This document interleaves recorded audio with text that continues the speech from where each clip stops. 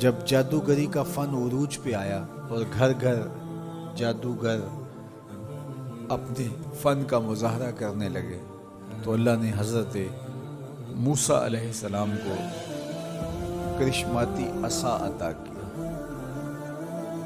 جو جادو کے فخر کو توڑ کے رکھ دیتا ہے. کبھی اژدہا بن جاتا ہے، کبھی ٹارچ بن جاتا ہے، کبھی اتنا لمبا ہوتا ہے کہ پتے جھاڑ لیتے ہیں، کبھی ٹیک لگا کے کھڑے ہو جاتے ہیں. تو یہ عصا ان کو بطور معجزہ عطا کیا گیا جب جادوگری کا فن پورے عروج پر تھا.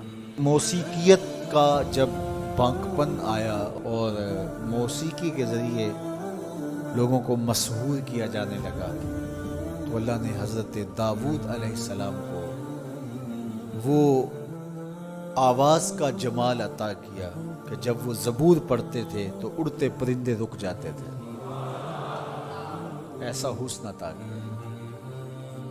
لوہے کی صنعت عروج پہ آئی اور لوہے کو گرم کر کے نرم کیا جاتا، ڈھال کر کے زرہیں تلواریں بنائی جاتی، ضروب بنائے جاتے. تو اللہ نے حضرت داؤد علیہ السلام کو یہ معجزہ دیا کہ وہ لوہے کو ہاتھ میں لیتے موم کی طرح نرم پڑ جاتا اور جس طرح چاہتے اس کو وہ شکل دے دیتے. طب یونانی جب اپنے مرتبہ کمال کو پہنچتی ہے اور ہر مرض کی تشخیص، تدبیر اور علاج معالجہ دریافت کر لیا جاتا ہے، لیکن 3 امراض کا علاج طب یونانی سے نہیں ہو سکتا ہے. مادرزاد اندھے کی آنکھوں میں روشنی نہیں رکھ سکتے، کوڑی کے جسم کو شفا نہیں دے سکتے، تیسرا ان کے پاس موت کا علاج نہیں ہے. تو طب یونانی کے عروج کے زمانے میں حضرت عیسیٰ آتے ہیں تو ان تینوں مرضوں کا علاج لے کے آتے ہیں. مردے کو ٹھوکر مارتے ہیں، وہ اٹھ کے باتیں کرنے لگ جاتا ہے. کوڑی کے جسم پہ ہاتھ پھیرتے ہیں، اسے شفا مل جاتی ہے. نابینا کی آنکھوں پہ ہاتھ رکھتے ہیں، نور اترنے لگتا ہے.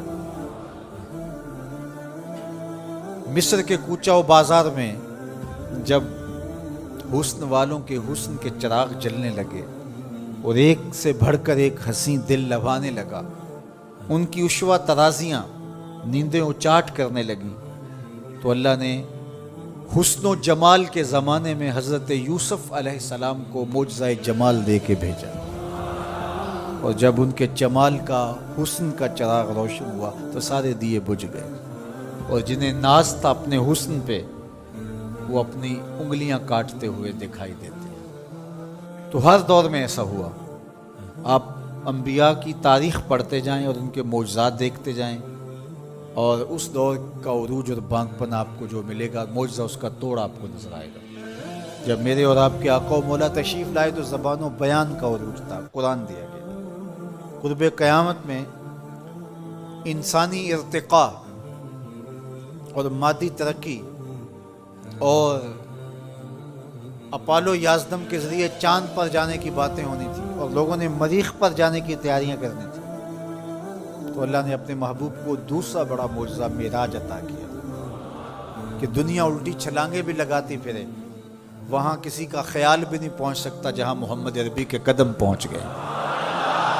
میرے امام بولے، خرد سے کہہ دو کہ سر جھکا لے، خرد سے کہہ دو کہ سر جھکا لے، گماں سے گزرے گزرنے والے، یہاں خود پڑے ہیں جہت کو لالے، کوئی کیا بتائے کدھر گئے تھے. سراغ عین و متا کہاں تھا، نشان کیف و الا کہاں تھا، نہ کوئی ساتھی نہ کوئی راہی، نہ سنگ منزل نہ مرحلے تھے. کمان امکان کے جھوٹے نقطوں تم اول آخر کے پھیر میں ہو. محیط کی چال سے پوچھو کدھر سے آئے کدھر گئے تھے. وہی ہے اول وہی ہے آخر، وہی ہے ظاہر وہی ہے باطن، اسی کے جلوے اسی کو ملنے اسی سے اس کی طرف گئے تھے. کمان حیرت میں سر جھکائے عجیب چکر میں دائرے تھے، ان کی عظمتوں کی کنہ تک کون پہنچے. یہاں تو جبریل بھی ہاتھ باندھ کے کھڑے ہیں. جب جبریل نے کہا کہ حضور آگے میں نہیں جا سکتا تو کہا وہی لانے والے اب آنا آگے، جو در دوستی مخلصم یافتی.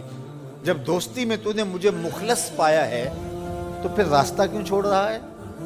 تو عرض گزار ہوئے اگر یک سر موئے برتر پرم، فروغ تجلا بسوزد پرم.